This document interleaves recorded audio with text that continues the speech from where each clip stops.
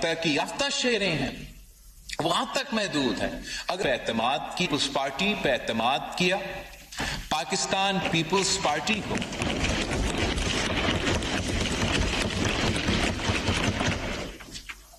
واضح لیڈ کے ساتھ 11 نشستیں دلوائیں، گلگت بلتستان کے ہر ڈویژن سے پاکستان پیپلز پارٹی کے نمائندے کو منتخب کروائے ہیں، اور پاکستان پیپلز پارٹی کے ساتھ جو ان کا 3 نسلوں کا رشتہ ہے، انہوں نے اس الیکشن میں مجھے اور آصفہ بی بی کو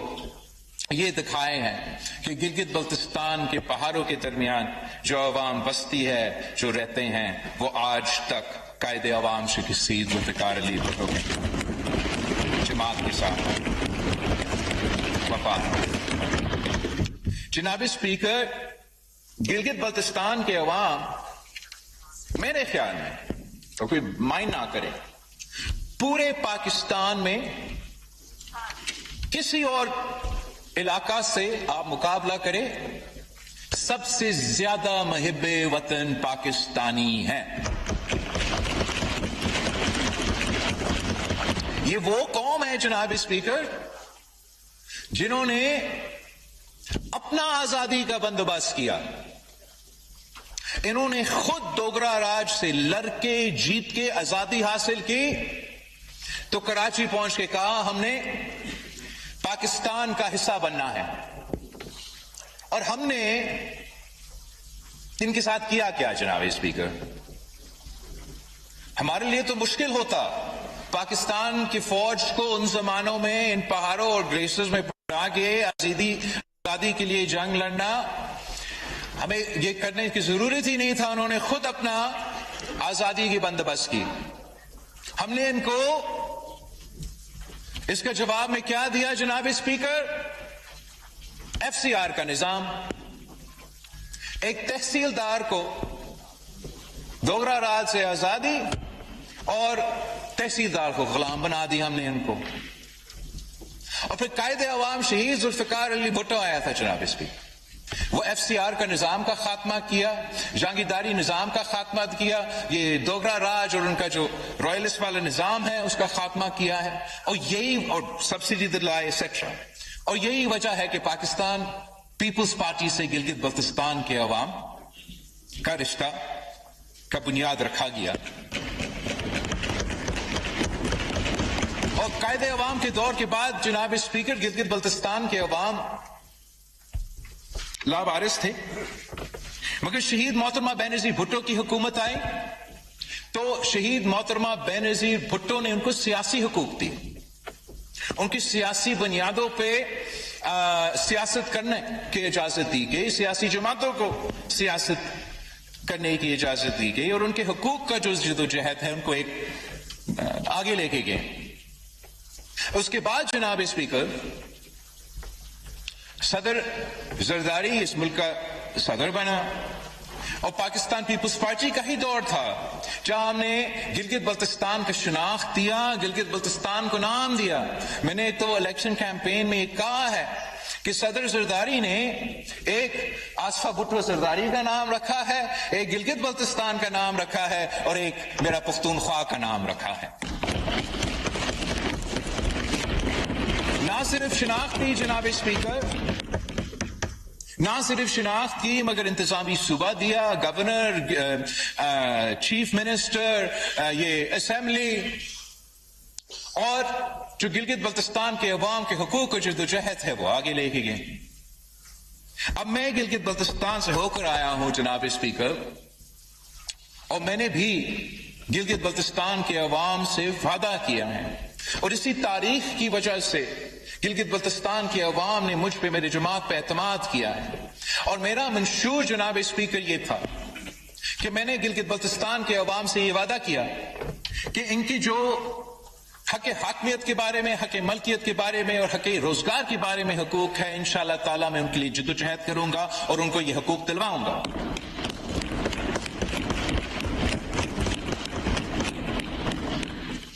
اور جو میرے جماعت اور کشمیر کوز کے ساتھ جو تعلق ہے وہ بھی کسی سے ڈھکی چھپی بات نہیں ہے، ہمارا تاریخی تعلقات ہے۔ میں اس ملک کا سب سے نوجوان وزیر خارجہ بھی رہا ہوں، میں ملک کی جو خارجہ سطح پر مشکلات ہیں ان کو بھی جانتا ہوں۔ یہ سارے تمام چیزیں مد نظر رکھتے ہوئے جناب اسپیکر، میں اس اسمبلی سے پوچھنا چاہوں گا کہ وہ لوگ جنہوں نے دوگرا سے آزادی حاصل کر لی، ان کو ہم کب تک اس حق سے محروم رکھیں گے کہ وہ میرے ساتھ اس ہاؤس میں بیٹھے؟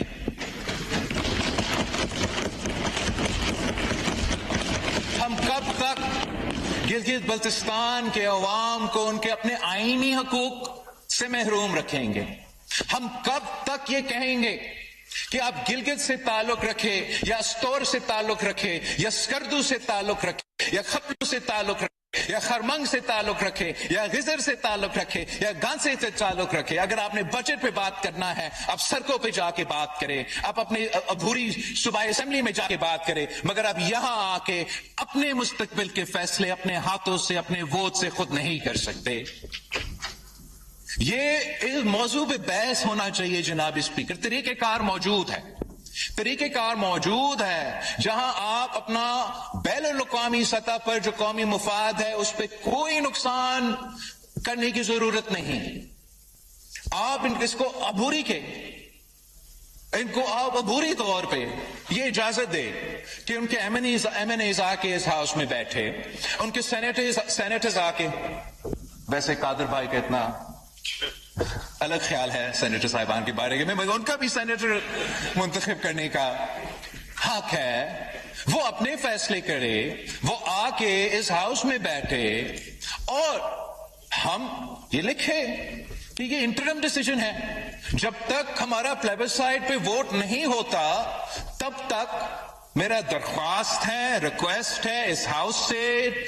سیاسی جماعتوں سے، ملک کے اداروں سے کہ گلگت بلتستان کے عوام کا اس مطالبہ پہ غور کرے اور پاکستان پیپلز پارٹی کی کوئی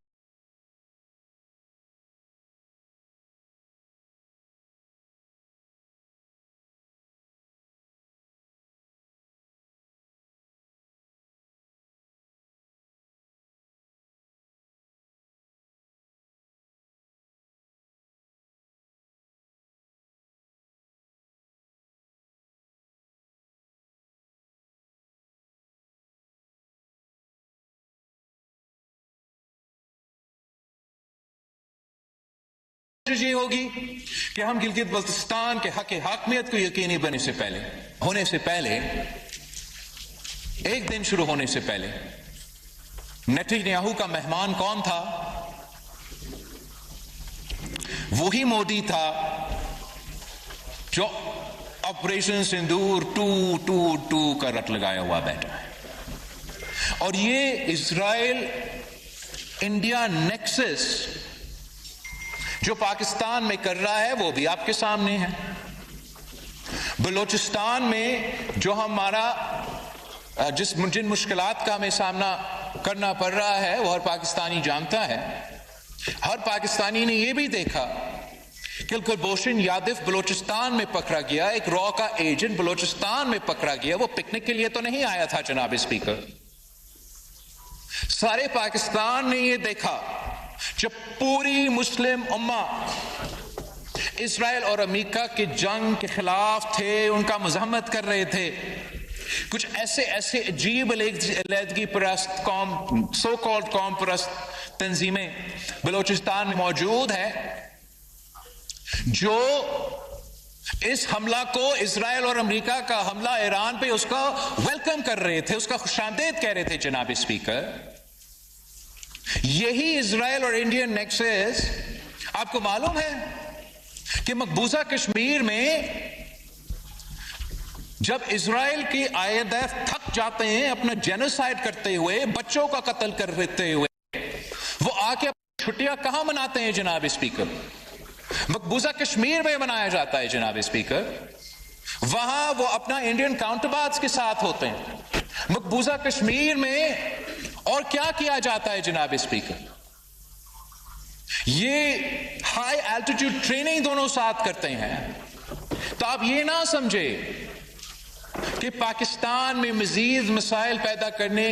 یہ معاہدہ پیدا ہوا ہے اور اب جو ہے اسرائیل اور ایران کا، اسرائیل کا اور انڈیا کا جو نیکسس ہے وہ خاموش ہو جائے گا۔ وہ آج بھی پاکستان کے خلاف سازشیں کر رہے ہیں، وہ آج بھی پاکستان کو نقصان پہنچانا چاہ رہے ہیں، اور میں سمجھتا ہوں کہ سیاسی قوتوں کو، سیاسی جماعتوں کا یہ ذمہ داری ہے کہ ہم اپنا عوام کے اس طریقے سے نمائندگی کریں، اپنے عوام کے مسائل کا حل نکالنے کی کوشش کریں